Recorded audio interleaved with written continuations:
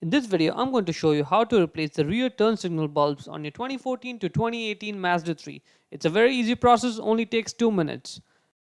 Open up the trunk. Now that's the rear turn signal bulb there, and that is the brake light bulb. Now in order to access both these bulbs, what you have to do is get this cover off. This cover is held in place by 2 clips, one over there and one over here, which this car is missing, but that's no problem. Get a small flathead screwdriver, a very small one, to pry out the centerpiece of the clip there.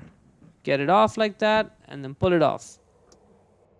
The bulb holder with the gray electrical connector behind it, right there, grab it and twist it left. Let's get a closer look. That's the bulb right there. In order to get the old bulb off, all you have to do is grab it and pull it out. You may have to wiggle it a little bit, but that's fine. The replacement bulb size is T20 or 7443 amber. 7443A amber color or T20. Get the new bulb, push it in place, put the bulb holder back in and then twist it right.